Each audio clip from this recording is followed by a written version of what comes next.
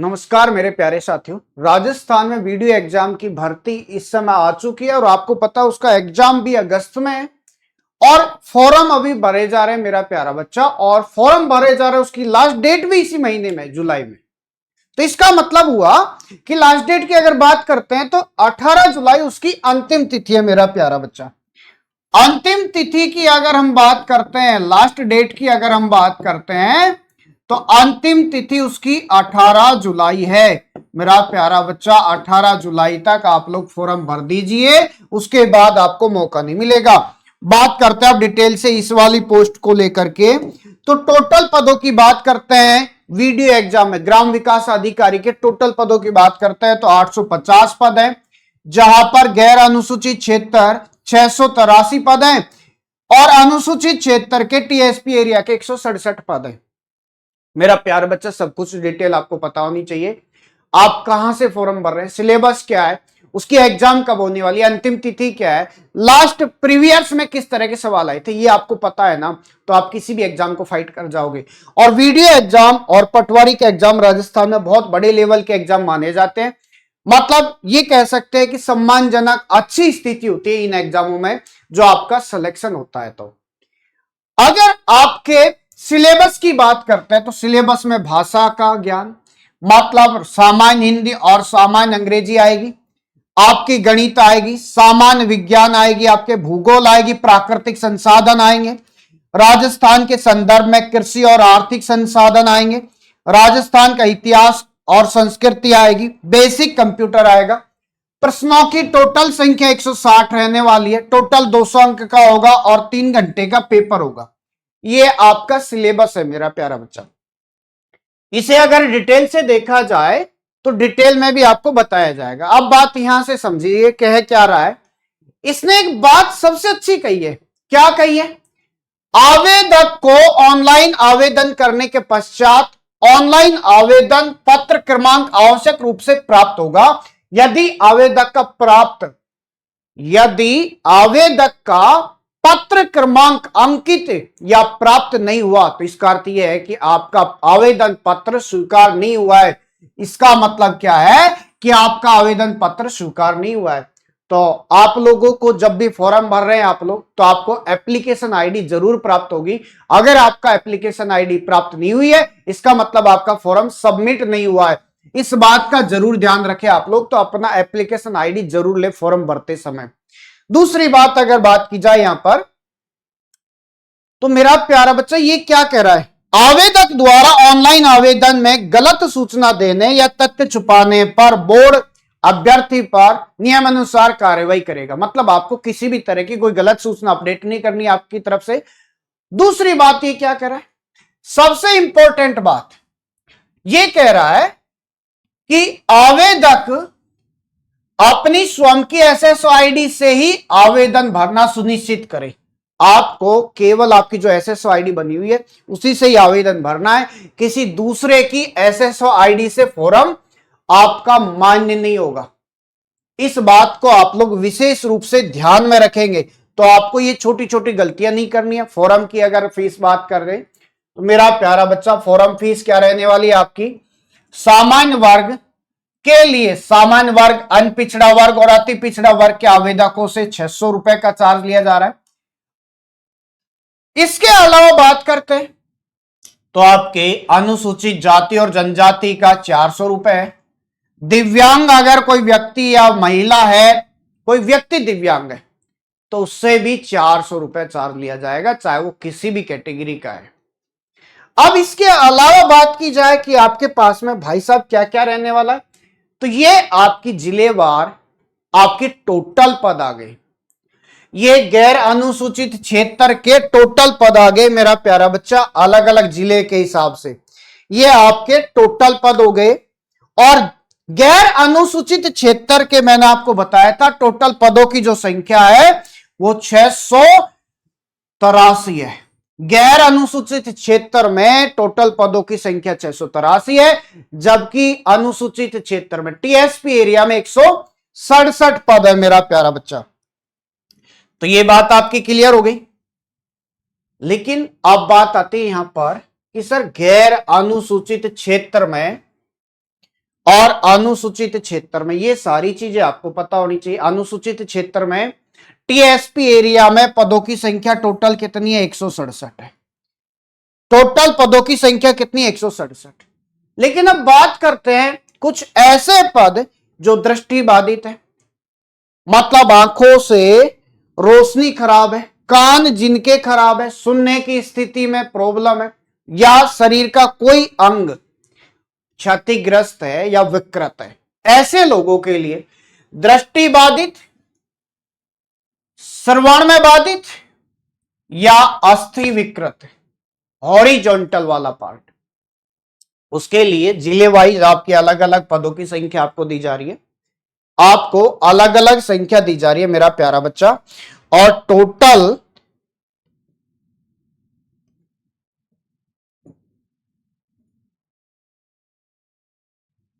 Total संख्या की अगर बात करते हैं हम लोग हॉरिजॉन्टल में, तो टोटल पदों की संख्या 18 है। कितनी है? 18।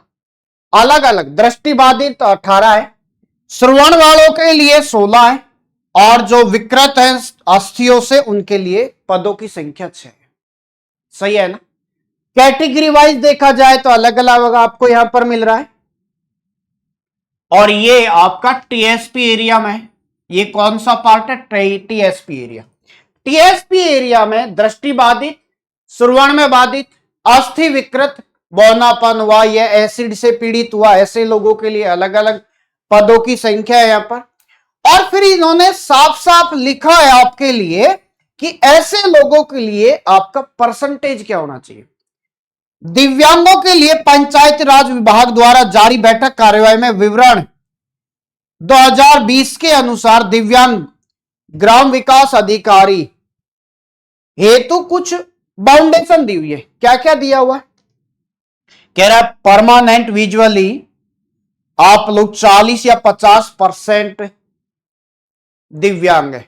40 से 50% आपका दिव्यांग होना जरूरी है। दूसरा इन्होंने कहा परमानेंट हेयरिंग, ये आपका 40 से 70% आपका होना जरूरी। कानों से यदि प्रॉब्लम है ना आपको, तो 40 से 70% मिनिमम होना जरूरी है आपका, कि 40 से 70% आप कानों से पीड़ित है, परेशान है, कान आपका काम नहीं कर रहा। दूसरी बात कह रहा बौनापन या एसिड से पीड़ित या वन लेग, फिजिकली आप लोग यदि डिस्टर्ब है तो ये भी आपका 40 से 70% डैमेज होना चाहिए, तभी आपको इसका आरक्षण मिलेगा। इससे कम है तो आपको आरक्षण नहीं मिलेगा। इसके लिए फिर आपको क्या क्या दे दिया, साफ साफ कहा है यहां पर कि आपका 1 लाख के लिए 40 से 70, यदि आप लोग परमानेंट आंखों से डिस्टर्ब है तो 40 से 50 चल रहा है, और यदि आप कानों से डिस्टर्ब है तो 40 से 70 के बीच में चलेगा। बौनापन के लिए भी चल रहा है, एसिड के लिए भी चल रहा है। ये बोर्ड की जो डिमांड है, बोर्ड की जो बाउंडेशन है ना, उसी के हिसाब से आपका रहना चाहिए। और इनके आपको डॉक्यूमेंट्स भी उपलब्ध कराने होंगे आपके डिपार्टमेंट। जब आप फॉर्म ऑनलाइन कर रहे हैं तो उस टाइम पर आपको ये देना जरूरी है। इसके अलावा आपके विशेष प्रावधान क्या क्या दिए जा रहे हैं मेरा प्यारा बच्चा। विशेष प्रावधानों की बात की जाए तो कह रहा है राजस्थान के आर्थिक रूप से कमजोर वर्ग ईडब्ल्यूएस की बात कर रहा है। आरक्षित पदों हेतु पात्र और उपयुक्त अभ्यर्थी उपलब्ध नहीं होने पर इन पदों को नियमानुसार सामान्य प्रक्रिया से भरा जाएगा। यदि आपके ईडब्ल्यूएस के पदों की संख्या जो निर्धारित की गई है उसमें यदि खाली पद बच जाते हैं तो उन्हें सामान्य कैटेगरी से भरा जाएगा। इस बात का भी आप लोग विशेष ध्यान रखेंगे। तो आपको अपनी कैटेगरी का जरूर फायदा लेना है, ताकि आप लोग अपनी कैटेगरी में आपके रिजर्वेशन पार्ट का, आपकी मेहनत का भी आपको फल मिल सके। मेरा प्यारा बच्चा, आपको अपनी कैटेगरी जरूर भरनी है। अगर आप खेल कोटे से हैं, आप लोग स्पोर्ट्स से हैं, तो आपके स्पोर्ट्स के लिए कौन कौन सा पार्ट जरूरी है, आपका सर्टिफिकेट कौन सी जगह का होना जरूरी है, उसको आप लोग देखेंगे। अंतरराष्ट्रीय खेल संस्था द्वारा आपका सर्टिफिकेट आपके पास में होना चाहिए। टूर्नामेंट या चैंपियनशिप आपको यहां पर दी जा रही है। मेरा प्यारा बच्चा, चैंपियनशिप कौन कौन सी होनी चाहिए वो भी आप लोग देखेंगे।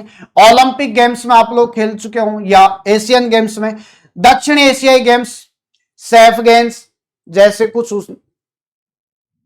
राष्ट्रमंडल गेम्स, विश्व कप या विश्व चैंपियनशिप में आप खेल चुके हो, एशियन चैंपियनशिप में, अंतरराष्ट्रीय स्कूल गेम्स या चैंपियनशिप में आप खेल चुके हो, एशियन स्कूल गेम्स या चैंपियनशिप में आप खेल चुके हैं, तो उनके सर्टिफिकेट आपके पास होना जरूरी है, तभी आपको खेल कोटे का रिजर्वेशन मिलेगा मेरा प्यारा बच्चा। इस बात को आप लोग विशेष रूप से ध्यान में रखेंगे। पात्रता और शैक्षणिक योग्यता की बात की जाए तो स्नातक या उसके समतुल्य आपका होना जरूरी है। उसके अलावा ये जो वैकेंसी है ये सीईटी पर आधारित है। ये किस पर आधारित है? सीईटी पर। सीईटी कौन सा वाला? भाई साहब सीईटी स्नातक वाला होना जरूरी है। यदि आपका सीईटी स्नातक वाला आपका फाइट है, पास है, तो ही आप लोग इस एग्जाम के लिए फॉर्म अप्लाई कर सकते हैं, वरना नहीं कर सकते। दूसरी बात, RSCIT का कोर्स प्रमाण पत्र आपके पास होना जरूरी है मेरा प्यारा बच्चा। एक तो आपका स्नातक होना जरूरी है, दूसरा सीईटी फाइट होना जरूरी है, तीसरा RSCIT का जो कोर्स होता है 3 महीने का मेरा प्यारा बच्चा, वो आपके पास होना जरूरी है। तभी आप लोग इसके लिए उपयुक्त रहोगे, इसकी योग्यता को फाइट करोगे। अगर योग्यता आप फाइट नहीं कर रहे तो आप फॉर्म अप्लाई नहीं कर सकते। इसके अलावा कुछ आपको अन्य योग्यताएं भी दी जा रही है, स्वास्थ्य से रिलेटेड और आपके चरित्र से रिलेटेड। आपका चरित्र खराब नहीं होना चाहिए मेरा प्यारा बच्चा, पहली बात तो ये होनी चाहिए। दूसरी बात, आयु सीमा सबसे ज्यादा इंपॉर्टेंट पार्ट होता है कि आप किस आयु तक फॉर्म भर सकते हैं मेरा प्यारा बच्चा। यहां 18 साल से और 40 साल तक का फॉर्म अप्लाई कर सकता है। 18 साल से ज्यादा होनी चाहिए, 40 साल से आपकी आयु कम होनी चाहिए, तो आप फॉर्म भर सकते हैं। अब आपको आयु में छूट की बात की जाए और आपकी आयु की गणना की बात की जाए तो आयु की गणना 1 जनवरी 2026 से आपकी आयु की काउंटिंग होगी। 1 जनवरी 2026 को आप 18 साल के पूरे हो जाने चाहिए या 40 साल से कम रहनी चाहिए आपकी आयु, तो आप फॉर्म भर सकते हैं। आपकी आयु सीमा में छूट को लेकर के बात करते हैं तो आपकी आयु सीमा में छूट के क्या क्या प्रावधान दिए जा रहे हैं। यह कह रहा है सामान्य वर्ग की महिला अभ्यर्थियों को 5 साल की छूट दी जाती है। अगर जनरल कैटेगरी की कोई महिला है तो उसको 5 साल की छूट दी जाएगी। अनुसूचित जाति और जनजाति यानी पिछड़ा वर्ग, अति पिछड़ा वर्ग या आर्थिक रूप से कमजोर वर्ग के पुरुष अभ्यर्थियों को 5 वर्ष की छूट दी जाएगी। यदि पुरुष है, जनरल के अलावा किसी भी कैटेगरी का है या फिर जनरल का है, तो वो विकलांग होना चाहिए, हॉरिजॉन्टल पार्ट में आना चाहिए, तो उसको 5 साल की छूट मिलेगी। तीसरा पार्ट कह रहा है अनुसूचित जाति, अनुसूचित जनजाति, पिछड़ा वर्ग, अति पिछड़ा वर्ग, आर्थिक रूप से कमजोर महिलाओं को 10 वर्ष की अतिरिक्त छूट मिलेगी। अगर SC ST की महिला है तो उसे 10 साल की अलग से छूट मिलेगी। क्लियर है मेरा प्यारा बच्चा? आपको इस छूट का पूरा फायदा भी मिलेगा मेरा प्यारा बच्चा, तो आप लोग इस छूट का पूरा फायदा लेंगे। इसके अलावा इन्होंने देखिए क्या क्या दिया हुआ है। पंचायतों के सचिवों के रूप में पहले से कार्य कर रहे व्यक्तियों को ऊपरी सीमा में 3 वर्षों की अधिकतम सीमा के अधीन रहते हुए पंचायत सचिव के रूप में की गई सेवा की कालावधि तक शिथिलता मिलेगी। आपको जितने समय आपने काम किया है ना, वो समय काटने के बाद आपकी आयु में 3 साल का एक्स्ट्रा का आपको फायदा मिलेगा मेरा प्यारा बच्चा। दूसरा ये क्या कह रहा है? कह रहा है कि कनिष्ठ तकनीकी सहायक, कनिष्ठ अभियंता, ग्राम रोजगार सहायक, डाटा एंट्री ऑपरेटर, वित्त मशीन, और आगे कह रहा है कनिष्ठ लिपिक, लेखा सहायक, समन्वयक, IC, मतलब इन पदों को लेकर के बात कर रहा है। ग्राम विकास और पंचायत राज विभाग के किसी भी स्कीम के अधीन संविदा पर अगर आप लोग कार्य कर रहे हैं तो ऊपरी सीमा में अधिकतम 5 वर्ष के अध्ययन 5 वर्ष की अधिकतम छूट आपको मिलेगी। अगर आप संविदा पर कार्य कर रहे हैं तो 5 वर्ष की अतिरिक्त छूट मिलेगी। सेना से मुक्त होने के बाद रिहा किए गए आपातकालीन कमीशन प्राप्त अधिकारी और अल्प सेवा कमीशन प्राप्त अधिकारी आयु सीमा के भीतर माने जाएंगे, भले ही वो चयन बोर्ड के समक्ष उपस्थित होने पर आयु सीमा पार कर चुके हो। यदि वे सेना में कमीशन में शामिल होने के समय इस प्रकार के पात्र रहे हो। कौन कौन से पात्र आप समझ लीजिए। 1971 के भारत पाकिस्तान युद्ध के दौरान पाकिस्तान से वापस लाए गए व्यक्तियों के मामले में कोई आयु सीमा नहीं होगी, उनके लिए कोई बाउंडेशन नहीं है, वो किसी भी आयु का होगा, वो फॉर्म के लिए अवेलेबल रहेगा, अप्लाई कर सकता है फॉर्म। भूतपूर्व सैनिकों के मामले में अधिकतम आयु सीमा 50 वर्ष रहेगी। यदि इनके अलावा और दूसरा कोई भूतपूर्व सैनिक है, उसके लिए अधिकतम सीमा 50 साल है। 50 साल तक की आयु का वो फॉर्म भर सकता है। आगे कह रहे हैं ये विधवा और तलाकशुदा महिलाओं के मामले में कोई ऊपरी सीमा नहीं है। यदि महिलाओं की बात करते हैं, वो विधवा है या तलाकशुदा है, तो उनके लिए कोई सीमा बाउंडेशन नहीं है, वो कभी भी किसी भी उम्र में फॉर्म भर सकती है। लेकिन यह स्पष्टीकरण और दिया गया है, क्या कह रहा है? कह रहा विधवा महिलाओं के मामले में उसे सक्षम प्राधिकारी से अपने पति की मृत्यु का प्रमाण पत्र प्रस्तुत करना होगा और विवाह विच्छेद वाली महिलाओं को विवाह विच्छेद का सबूत प्रस्तुत करना होगा। मतलब आपके पास में आपके तलाकशुदा होने का प्रमाण पत्र होना चाहिए या आपके पति की डेथ का, मतलब आपके विधवा होने का प्रमाण पत्र आपके पास में होना जरूरी है। तभी आप लोगों को इस कैटेगरी का पूरा फायदा मिल पाएगा। मेरा प्यारा बच्चा, ये आप लोगों ने कंप्लीट सारी चीजें देख ली है। अब पेंशन की बात करते हैं, ये सबसे ज्यादा इंपॉर्टेंट है। इस विभाग में आपको पेंशन पूरी तरह से लागू रहेगी। आपके लिए पेंशन योजना पूरी तरह से लागू रहेगी। इसका मतलब हुआ रिटायरमेंट के बाद भी आप लोग इसका पूरा फायदा ले पाएंगे। मेरा प्यारा बच्चा, रिटायरमेंट के बाद में भी आप लोग इसका पूरा फायदा ले पाएंगे। यही तो चीजें होती हैं जो फायदे वाली होती है। सरकारी नौकरी क्यों लेते हैं? सरकारी नौकरी इसलिए लेते हैं ताकि पैसा हर महीना आता रहे, समाज में, अपने क्षेत्र में, रिश्तेदारों में आपका मान सम्मान बढ़ता रहे और जीवन जीने में, परिवार को पढ़ाने में, घर की आवश्यकताओं को पूरा करने में कोई तकलीफ नहीं हो। तो सरकारी नौकरी से बेहतर कोई ऑप्शन नहीं है। सरकारी नौकरी आपके मान सम्मान को बढ़ाती है, दूसरा आपकी आय को भी नियमित रूप से बढ़ाने का काम करती है। आपको पता है कि कितनी ज्यादा बेरोजगारी बढ़ चुकी है और प्राइवेट सेक्टर में बात की जाए तो प्राइवेट सेक्टर में जॉब मिलना बड़ा मुश्किल हुआ है। तो ऐसी स्थिति में सरकारी नौकरी आपके लिए ना दवा का काम तो करेगी करेगी, आपके लिए ये अमर बूटी का काम भी करेगी। तो मेरा प्यारा बच्चा, सरकारी नौकरी के लिए आपको जरूर लगना है। कुछ आप लोगों के लिए बोर्ड की तरफ से नियम दिए जा रहे हैं। क्या कह रहा है बोर्ड? कह रहा है प्रत्येक प्रश्न के 5 विकल्प दिए जाएंगे, A B C D E, ये 5 विकल्प दिए जाएंगे।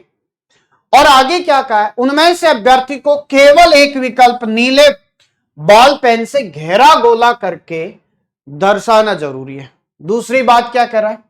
कह रहा प्रत्येक प्रश्न के लिए विकल्प में से केवल एक विकल्प को भरना आवश्यक है। आपको 4 ऑप्शन दिए जा रहे हैं सवाल के हिसाब से, 5वां ऑप्शन आपका रहेगा अलग से। यदि 4 ऑप्शनों में से उत्तर नहीं है तो 5वां ऑप्शन भरना आपका जरूरी है। और सबसे ज्यादा मोस्ट आपका ये वाला नियम है। ये नियम एक ऐसा है जिसकी वजह से काफी बच्चे जिनके पास होने के अच्छे चांस रहे थे लेकिन वो लिस्ट से आउट हो गए, वही तीसरा नियम की वजह से। क्या कहता है तीसरा नियम?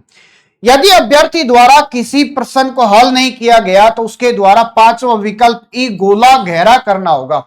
आपके 4 ऑप्शन आपके विकल्प में नहीं है तो 5वां गोला जरूर घेरा करो।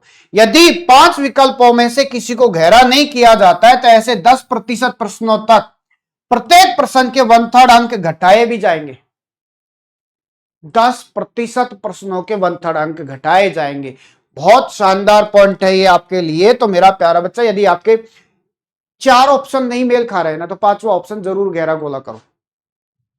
कह रहा है प्रश्न पत्र हल करने के बाद अभ्यर्थी को सुनिश्चित करना होगा कि प्रत्येक प्रश्न का घेरा गोला भर दिया गया है।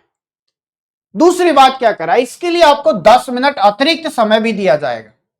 और तीसरी बात, 5वीं बात सबसे ज्यादा इंपॉर्टेंट, कह रहा जिस अभ्यर्थी द्वारा 10% से अधिक प्रश्नों को किन्हीं 5 गोलों में से घेरा गोला नहीं भरने पर उसे अयोग्य घोषित कर दिया जाएगा। मैंने अभी क्या कहा था?